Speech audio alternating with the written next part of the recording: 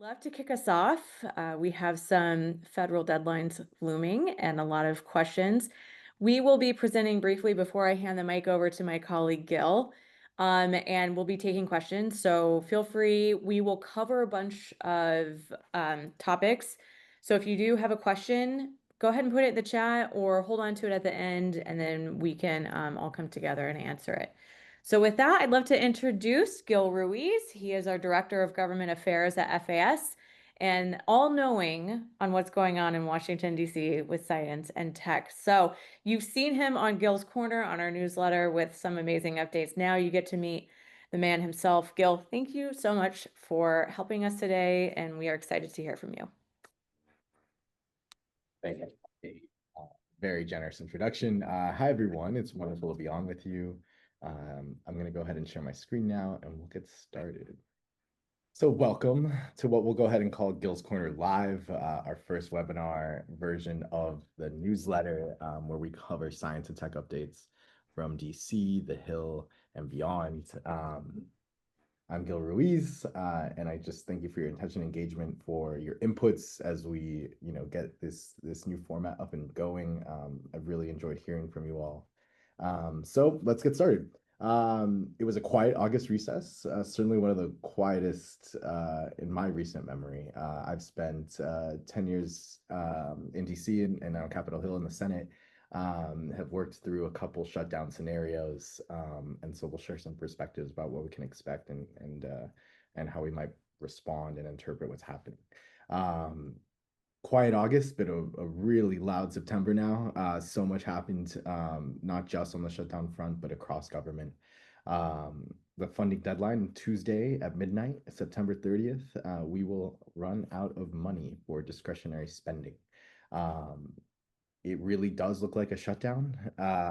Everything seems to indicate that we will not reach a deal, that government funding will lapse, and will be in triage mode across agencies, across Congress, and most non-essential activities will be put on pause.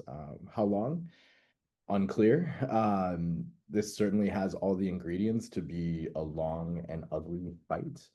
We've seen negotiations stall as Leader Thune backs his continuing resolution, which is a temporary extension of funding. This is a very common tool. We've done it a lot over the last decade in particular. Whenever we run into these issues with coming to an agreement on a deal. We know that Republicans really want to create a clean 7-week funding extension. When we say clean, we mean no additions, just a pure extension of funding at the current levels for whatever date we set at. That can be anywhere from a day, a couple days, a week, a month, and up to a year, as we've seen a lot of folks push for. That's not great for a number of reasons. We know that just generally inflation goes up, and so if you keep funding level, that's effectively a cut for agencies. Not just that, but the budget uncertainty it creates makes planning difficult, staffing plans, the whole 9 yards. It gets really messy. Now, Democrats are pushing for, and to put this forward in the Senate, it didn't really move. But what they are asking for is an extension to October 31st. But that's not a clean CR. What they would ask for is also the inclusion of healthcare subsidies, which were cut in the One Big Beautiful Bill Act. A few different assurances about how money will be spent. We've seen Leader Schumer talk about how how the lack of incentive here around funding the government if the administration is just going to go ahead and not spend the money that has been granted to them. So they want assurances about that. So there's a few extra things that Democrats are seeking that Republicans have not been negotiating on. We saw President Trump cancel a key meeting between him, Leader Schumer, and Leader Jeffries. the only way to get this done is for sides to talk to each other, and right now they are not. We haven't even seen meaningful first strides taken. It's been very much at a staff level, and we know that this shutdown threat is real because, according to to folks on the Hill right now, they're getting guidance about bridge loans from the Senate Federal Credit Union, to hold them over in case it's a lengthy shutdown. We have a lot of indicators that this is a serious and real thing happening. Um, so a quick note, just if we're to cover, how this is all happening. When we talk about a government funding shutdown, what are we talking about? We're talking about Congress appropriating, using their power of the purse, to allot discretionary spending, which for us, it's key science agencies like the NSF, NIH, and NASA. This is not the mandatory spending like on Medicare, on Social Security. That is largely unaffected, except for some support staff and, kind of call centers, things like that. But we can expect those services not to be affected too much. Now, the appropriations process itself, if you're not familiar, this handy chart on the right kind of lays it out.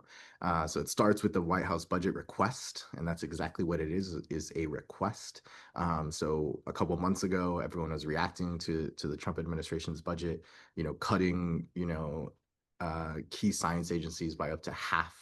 And sent everyone into a panic. We saw the science and tech community rise up, push back on those, and Congress responded by passing out through the appropriation subcommittees funding that was more in line with what we've seen in previous years and what science needs. The problem with that, though, is that that's just one part of the process. So while we've seen some action on certain appropriations bills, and as you can see here, there are 12. So when we're talking about passing a funding bill,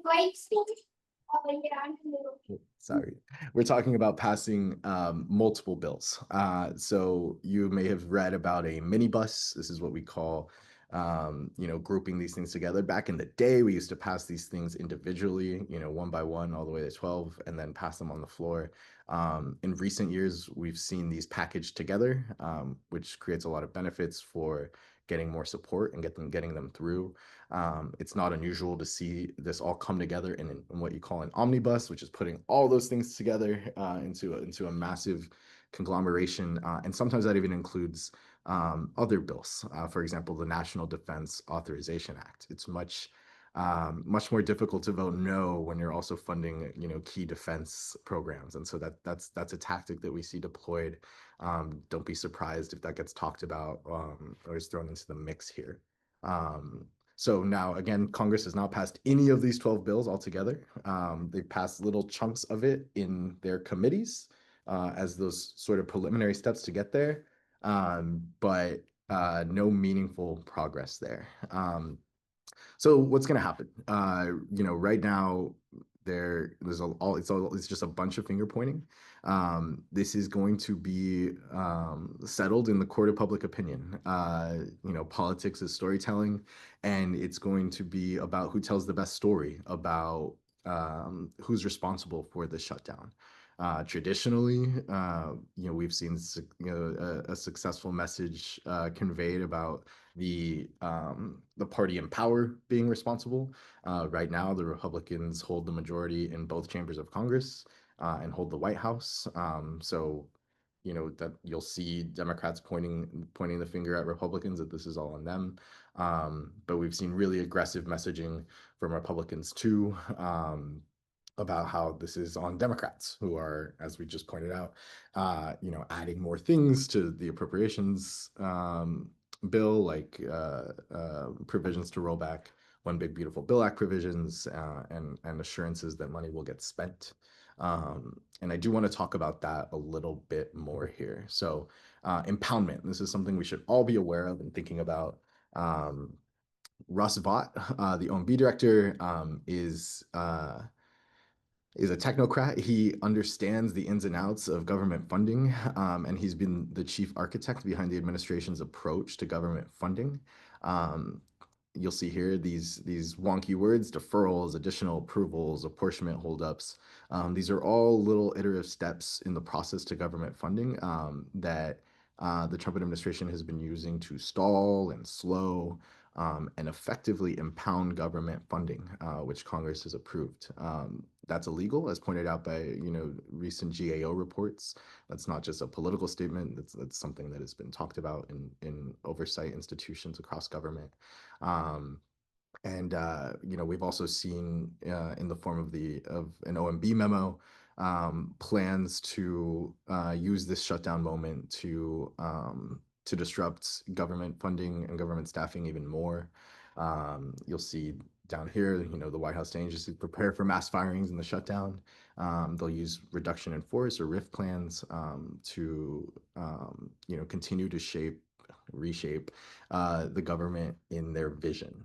Um, so it's something to pay attention to. This is what Democrats are really trying to pin Republicans down on in a deal that if they give the money, that they spend it, right?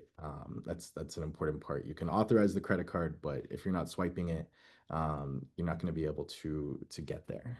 So what happens if we're in a government shutdown? Non-essential discretionary functions. The Committee for a Responsible Federal Budget has an awesome Q&A that I highly recommend you all go and review. There's a lot of little details and examples. For example, in prior shutdowns, things like border protection, medical care, air traffic control, these things are classified as essential. Same with some legislative and judicial functions. But every shutdown is different, and every agency is in charge of making their own plan for what happens in a shutdown. According to folks that we're talking to, some agencies have gotten on that, some not. The NIH had an internal meeting yesterday with staff about what that's going to look like. Every agency is at a little bit at a different point.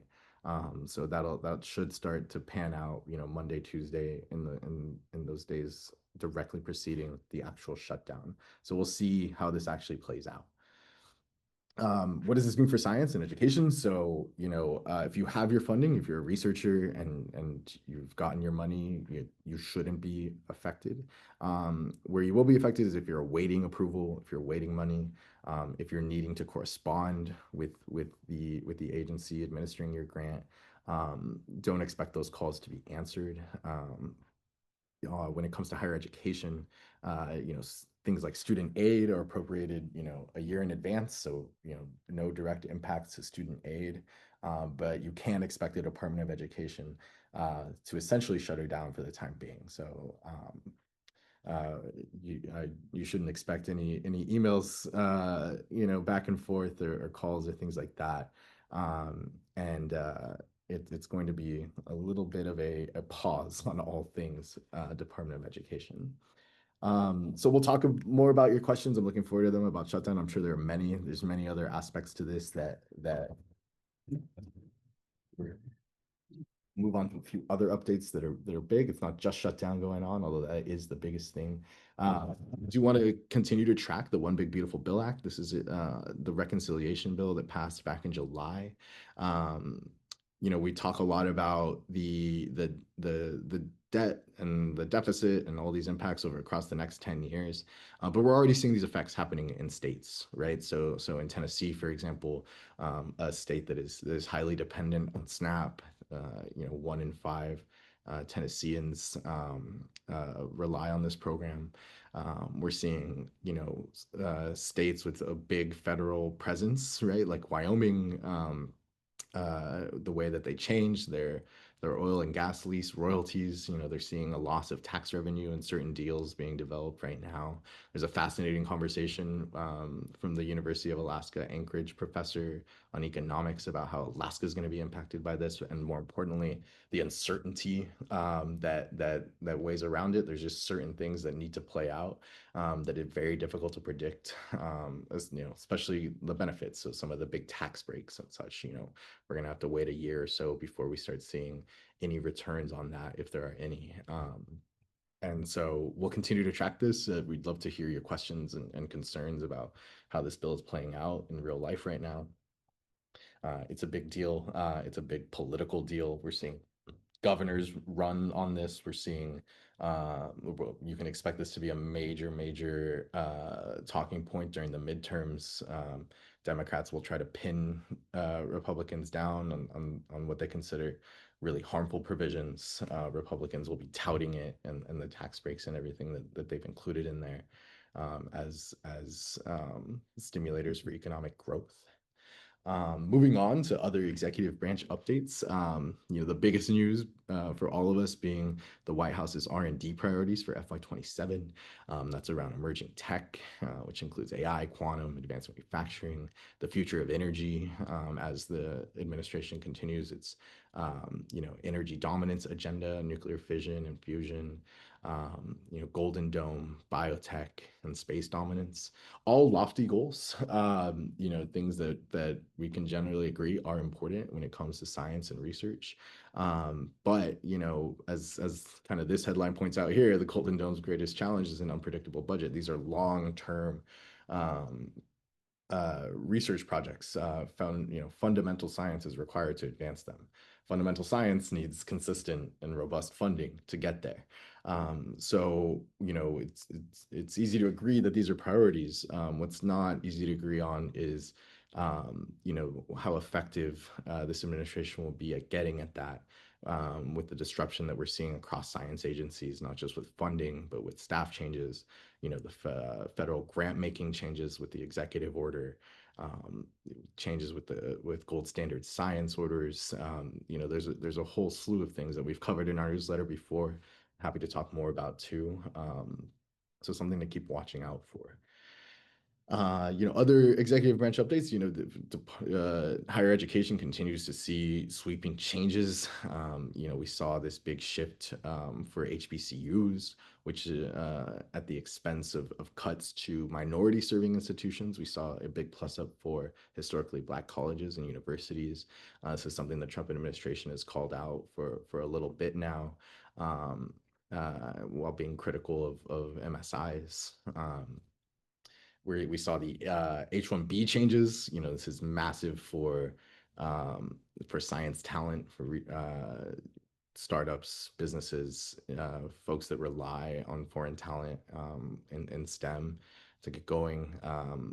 The Federation of American Scientists hosted a briefing with the bipartisan House R&D caucus on brain drain, where we highlighted and heard from experts across immigration and research about what a moment that we're in the brain drain, as we make it harder for foreign talent, as we um, uh, you know don't put as much money and investment as we need to into certain programs. Um, and This is just another kind of another development in this brain drain issue that we should all be paying attention to. And I'm sure that you all have personal stories of folks that have been affected. So we'll continue to track that. On the subject of going back to kind of impoundment and the slow rolling of funds, um, we saw this massively at NIH. The science community rose up. They pushed. We saw, a big win in getting Senator Katie Britt of Alabama and like 12 or 13 other senators on a letter to NIH saying spend the money now before September 30th. This was a huge concern across science that, these science agencies would not get their money and funding and grants out to the actual grantees by September 30th. Otherwise, all that money goes back to the Treasury. Big development this month was that NIH actually did get through most of it before the deadline, which is good news. What is still unknown is what the kind of quality of those grants are, where they're going exactly. There'll be a lot of oversight over the next couple of weeks and months to track where that money went, if it got to where it needed to go, if it got to places that it's justified to go. We've seen uh, the administration use grant making and things to further its own agendas, and we can expect that some of that was here, but we hope to hear from you all about the money that you expecting and seeing, and whether you saw it or not, and we'll continue to monitor that. Everyone's favorite topic, on AI. There was some big developments. We saw Some more AI legislation introduced and announced. Senator Mark Kelly of Arizona introduced his AI for America plan. The biggest part of that being the AI Horizon Fund, funded by tech companies to advance sustainable AI. Um, that's also centered around workforce, about on union-led apprenticeships, on infrastructure investments. A lot of shout outs to energy and and the requirements to sustain this AI ecosystem. We're continuing to see more and more about AI and energy, and this gets at that a little bit. On the other side, we saw the Senate Commerce Committee Chair, Ted Cruz, which, anytime Senator Cruz does something on AI, it's worth paying attention to because he is the man in the chair, in charge of the committee that moves AI legislation primarily. So he introduced the AI Sandbox Act, to give AI developers leeway and flexibility around experimenting. We saw him shout out the AI moratorium once again. This is something that we were all talking about and concerned with, during the reconciliation bill in July, the One Big Beautiful Bill Act, that was eventually shot down. It was not passed, but it's a big deal when the Senate Commerce Chair comes back and says he wants to bring it up again. So that's not going away anytime soon. Uh, Amongst all this federal chaos, we are seeing some interesting things. We're always looking for the silver lining. I don't want this to be just doom and gloom, but we're seeing some interesting developments at state, and I'm going to turn to my at the state level. I'm going to turn to my colleague Kate Burns to talk a little bit more about that. Awesome. Thanks, Gil. So these two things are noteworthy. I just want to frame for a minute that you know, also in President Trump's skinny bill, there was a lot of highlights about moving funds away from federal programs and just assuming that state and local governments should take up the work of these programs without funding it. So we are seeing at a high scale just a big shift right now of monies, of responsibilities, of policy considerations, and it really is flooding down to the states and locals. Beyond just these two funding mechanisms, which I'll talk about in a second, I think from my perspective, seeing what's going on with the West Coast Governors Alliance for Health and Vaccines, the East Coast, the Northeast have announced a similar initiative. In my mind, is something that is a domino that we should all be tracking as regions of the country take on inherently federal activity. I think that's really interesting. There's a lot of implications there. And so that is something we are closely following. I also want to give some details as to what we're seeing in Massachusetts and California. In Massachusetts, and I'll have some links here to share, they are doing a few things, one of which is a $400 million fund with the governor. That is a fund leveraging private and other resources. It aims to retain talent, preserve jobs, and protect university work, which Massachusetts considers a core part of its economy. From NIH funding alone, Massachusetts is the #1 state in the country per capita of how much NIH funding it receives.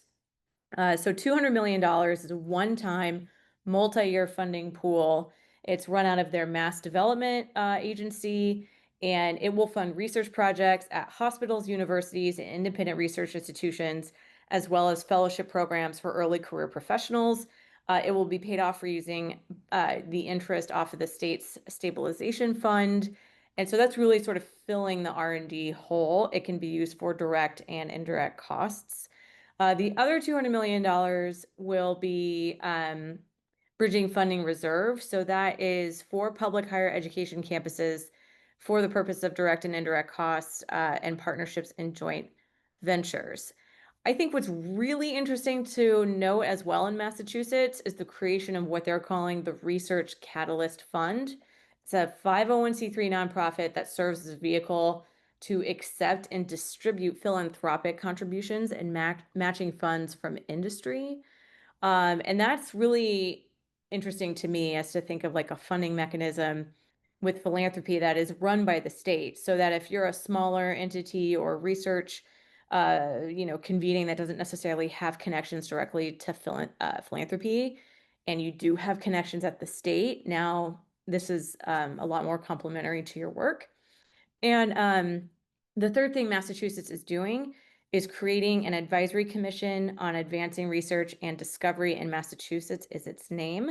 It's a convening of leaders that are charged with recommending additional solutions to strengthen the research and innovation ecosystem and advance scientific discovery and job creation in Massachusetts. I should note that FAS's own CEO, Daniel Correa is on that very committee in Massachusetts. So it's a matter of funding. It's a matter of rethinking the state's role in the research sort of ecosystem, and we'll be watching all of that closely. And the other thing to share is what's going on in California. If anyone wants to nerd out like I do on actual legislation, you can see it there. And this has to be passed by the state legislature to allow it to be up for vote by the residents of the state of California for a $23 billion bond for science and health research. The interesting thing about this bill is it basically creates an NSF and NIH at the state. So it's not just a funding mechanism, but it is creating a science commission for the state. It is creating criteria and a pathway very similar to how we see NSF and NIH work. And the primary recipient has to be an institution in the state of California.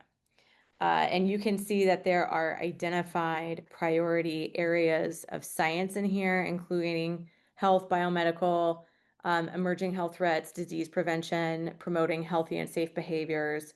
There's also wildfire prevention, addiction and substance use, behavioral, climate, including climate change and its impact on human health. So I think we could see some potentially environmental justice be funded through this, weather, ocean, coastal ecosystems, and emerging tech and safety behind biological products, food, and medical devices.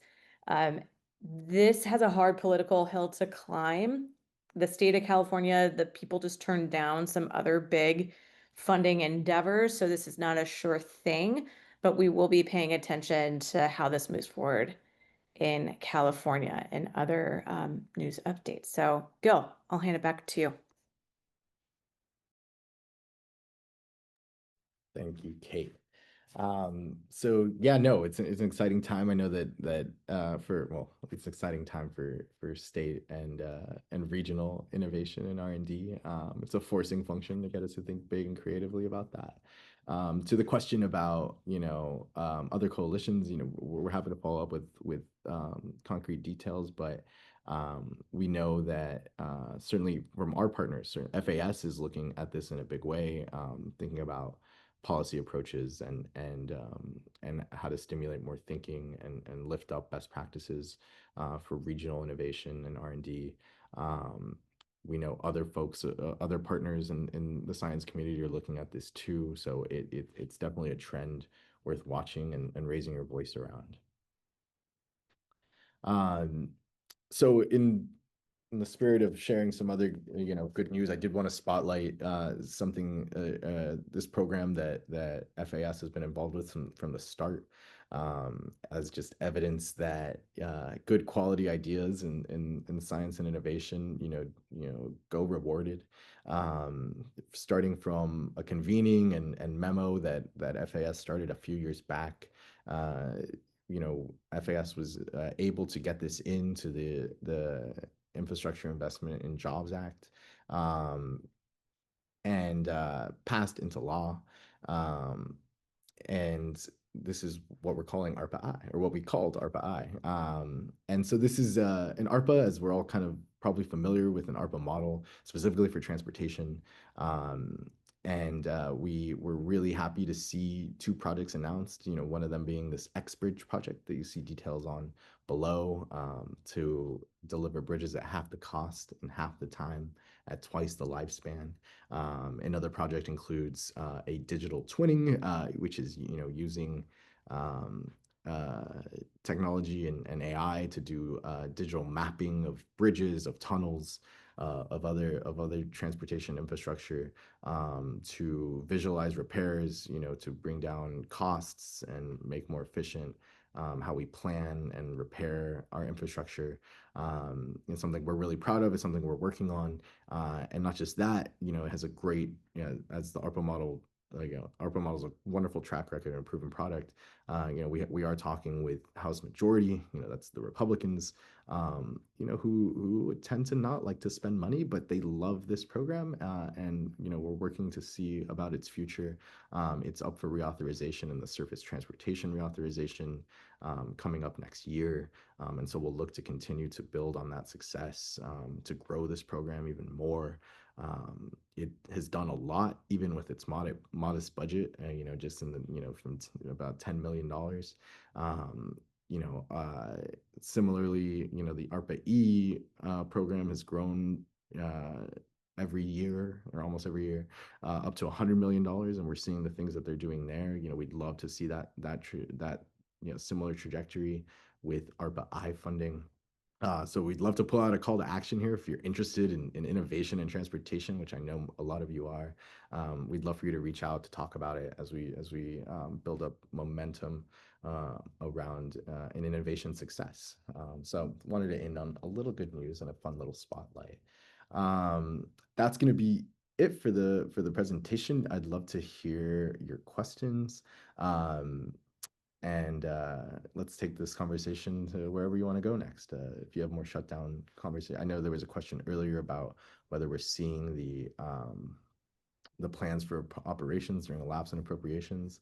I haven't seen any published yet, although I haven't done a recent check in the last day or two. But I was talking to a friend at NIH last night where they did have at least a version of it internally. They had a meeting. I imagine most agencies are scrambling right now to figure that out.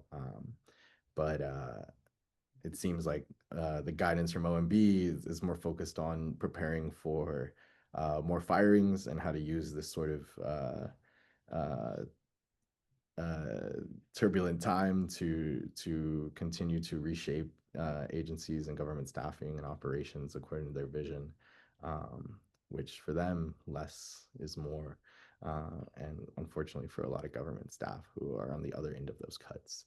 Um, so yeah, we'd love to hear your questions. Great. Yeah, and Gil, I might ask you some as we are talking here. I think perfect. Okay. So Gil, I think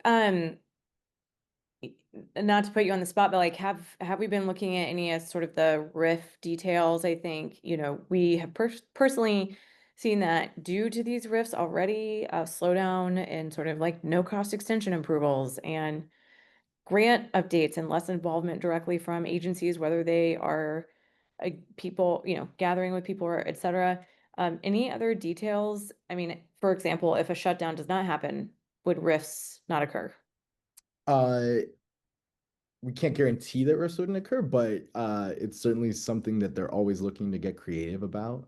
Um, we know that it's a very real threat, not just because we've seen paper on it, but this is exactly the situation that Leader Schumer was trying to prevent in March, actually. So a lot of pressure were on Democrats to not give the Republicans a deal. A lot of people, especially within the Democrat Party, accused Leader Schumer of quote unquote caving in to Republicans on negotiations on this. And if you paid attention to his arguments then about why they were making a deal, it was to avoid this situation here. And that's in these sort of shutdown environments, the executive branch is given a lot more flexibility with authorities and can get quite creative with how it crafts its shutdown policies, which includes mass firings as they've made it very clear they want to do and pursue. So without a shutdown, there's going to be less of that. With a shutdown, I think we can definitely expect a lot of riff action and a lot of big disruption across government staffing. Do you think, Gil, so is sort of a best case scenario 7-week extension, or is there anything on deck for like an actual budget for fiscal year 26? That is the trillion-dollar question at this point, really. We've seen so many different scenarios. I think, probably one of the most common ones in similar shutdown scenarios has been, small extensions, a week or two to buy more time to negotiate. Um, but again, that requires talking about it. And at this point, we don't have leadership from both parties in a meaningful dialogue. Um, so it could be everywhere from a couple weeks, to the end of October. Certain members are talking about a full year, which is not impossible. No one is in love with that, but I think it's probably better than the alternative of no funding at all.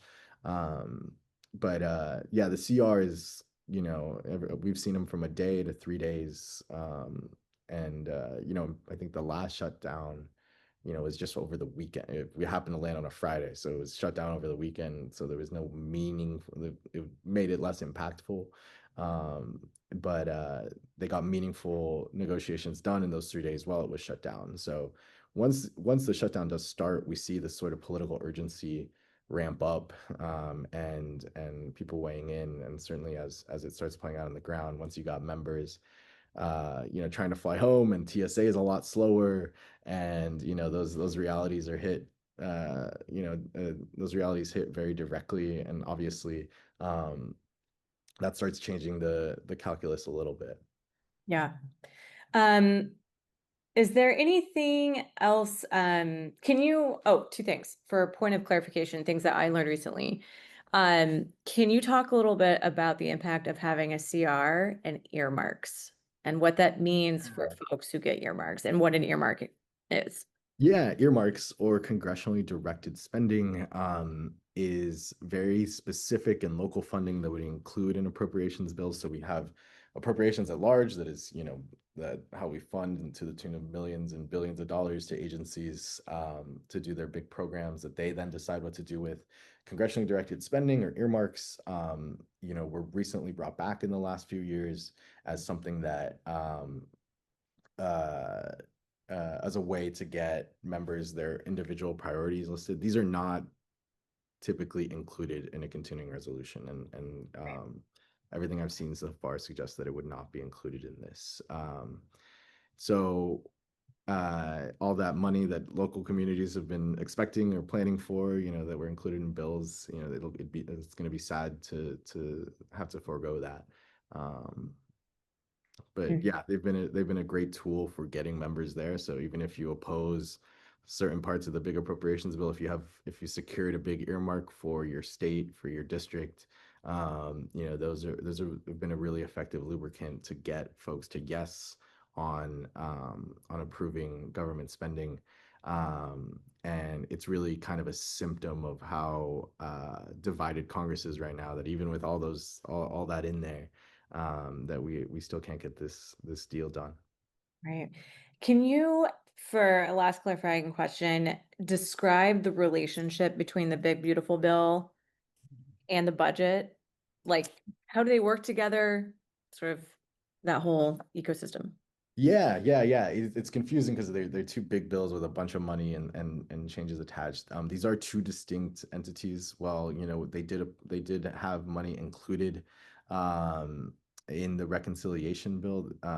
This was not the appropriations bill. It gets confusing because the method for which we do reconciliation is a kind of hijacking of the budget process.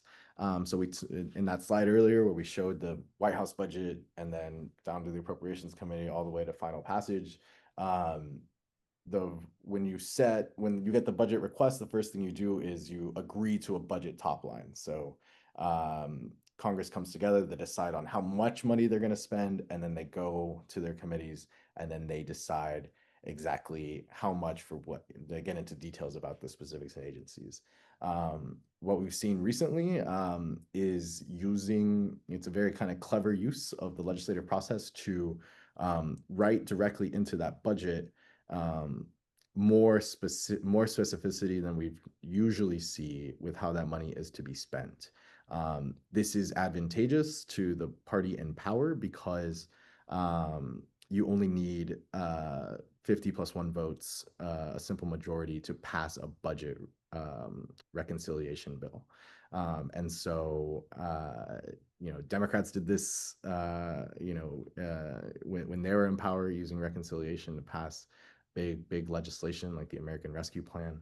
Um, Now we saw that used by the Republican Party with the One Big Beautiful Bill Act to go kind of to the top of that budget process, get more specific than we typically need to get in a budget to make sure that money goes directly to those things.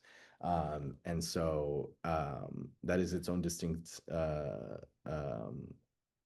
bill. And so now this is part of this is more further down the stream on the appropriations funding bills that we're talking about now, the 12, rather than that one kind of firing gun that starts the whole process off.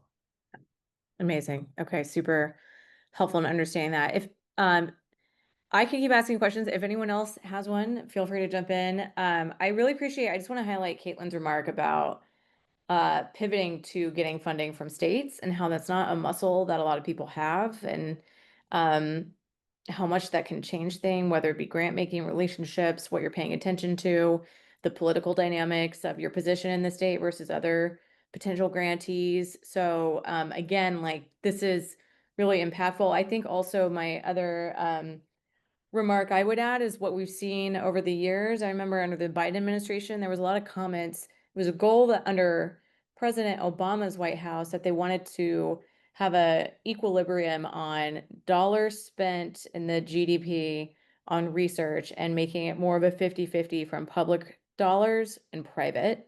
And over the last few years, they had actually seen quite an increase in private investments and R&D.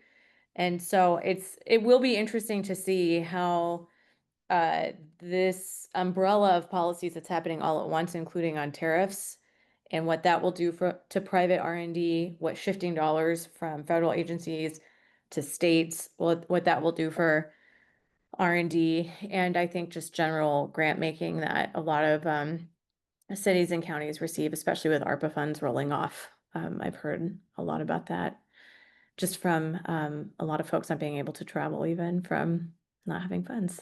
So, all right. I think with that, Gil, thanks tremendously for all of this insight. This was really helpful for me. I always learn from you.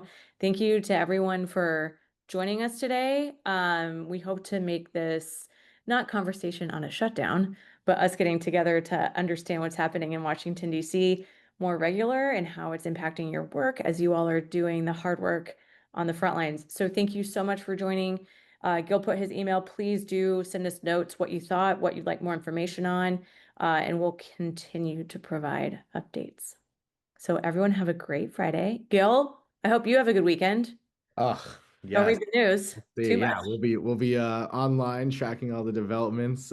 Please, follow up with us. Let us know what you liked. We want this to be as useful to you as possible. Thanks for your attention, your engagement, and invite your friends. Bring them Invite back your on. friends. Yes. Thanks all. We'll talk to you soon. Bye, everyone.